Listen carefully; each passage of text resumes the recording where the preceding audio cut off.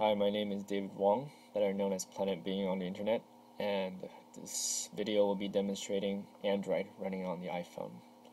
This is an iPhone 2G, and we demonstrated the Linux kernel running on this device over a year ago, and unfortunately I got distracted with the iPhone 3GS jailbreak, and there was some months where I had a hiatus when I wasn't working on the iPhone at all. And so things got a little delayed. But now I'm back and going to show you some cool stuff. So I wanted to be in the iPhone OS when this video started, just to demonstrate that the iPhone can in fact dual boot both the iPhone OS and Android. So even if you install Android on your phone, your iPhone can still be used normally.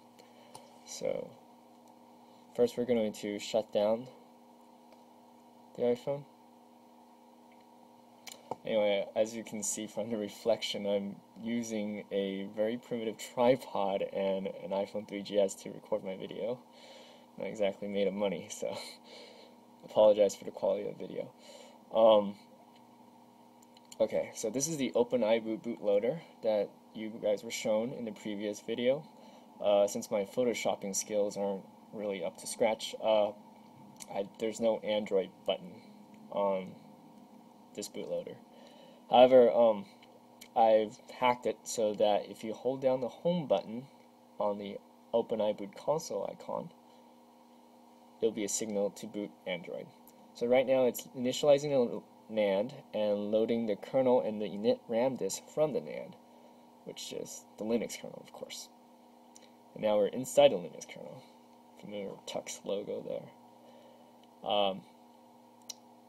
Basically, my RAM disk mounts some loopback partitions on the data partition on the NAND, and then instructs Android to use that before passing control over to Android. So now Android has control, and we should see the frame buffer initialize and the Android logo come up pretty soon. So sorry for the long video, but I wanted to show you guys the whole boot process.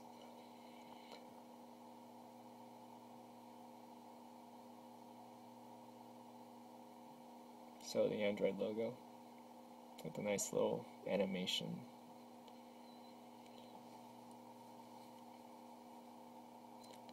And sorry this took so long. Last time there was a release, people made fun of iPhone Linux, deservedly, for not having any of the drivers and not being really usable. But, so I wanted to make sure that everything was usable before I showed this off. So Android's booted. I have a Rogers prepaid SIM in here, so there it is, Android. Of course, it's not really production quality yet. I'd say it's alpha quality, but pretty much everything works. First, we'll associate to the Wi-Fi.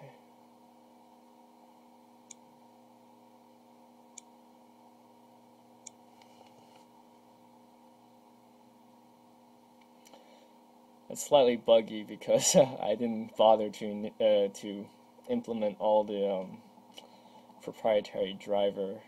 Not proprietary, but Android-specific driver extensions. So sometimes the OS thinks that it's not scanning, but it is. See, we've associated. So I guess one of the things we can show you is how to browse the web.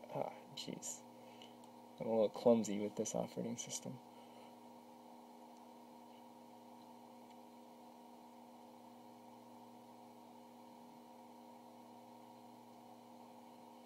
There's a little bit of a button shortage on the iPhone, so I've repurposed the volume button as the call and home buttons. So let's go to Reddit. Maybe I should have gone to Dig. There'd be fewer letters.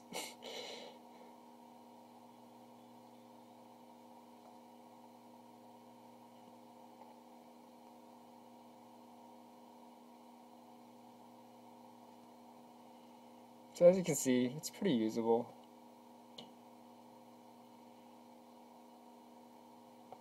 I like this feature of Android. Get a little zoom thing. You can quickly find the portion of the page you're interested in. It'll zoom out for you.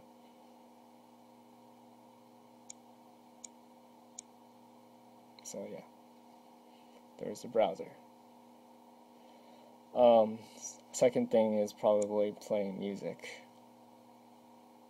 I have to manually scan for music because it's designed to work with the SD card, which obviously the iPhone is not equipped with. This again.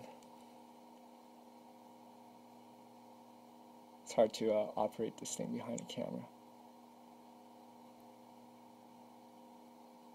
It's a little sluggish, but as I've told you before, it's running the debug version of everything. There's actually a garbage collector running inside of Linux kernel right now, just to make sure I don't have any memory leaks.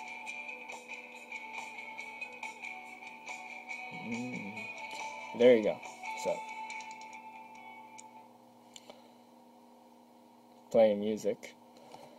Last thing I want to show you is making a call with it. There's this joke on the internet about the GNU phone where you had to give something like 20 command line arguments to place a call. And on Slashdot I read that there ought to be 2 kernel versions, one for answer mode and one for dialing mode. I actually considered doing something like that as a joke, but it was more trouble than it's worth. So I'm going to use my desktop here to send an SMS to this phone. What should I say? Hello world is always a good option. Just make sure I don't make any typos typing with one hand.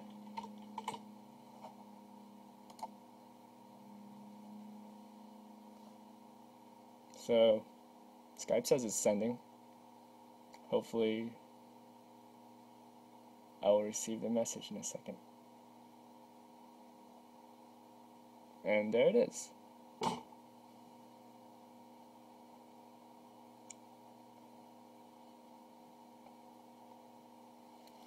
Okay, so I think the last thing to test is making a call.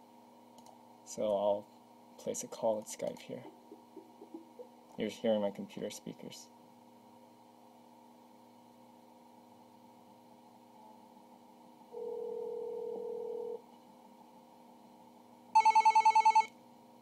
There we go. Click the answer button. Alright, so you can hear me in the speakers. Hello? Hello? There you go. So I just put it next to my... Sorry, there's the GM7 noise. So I'm gonna try to hang up. And that's pretty much it. So check out our blog at Linux-on-iPhone.blogspot.com. If you can throw in a couple of bucks for donations, I'd really appreciate it. If you could throw in a couple of lines of code to help with this project, I'd appreciate that even more. There's plenty of ways people can contribute. That's pretty much it. Thanks, guys.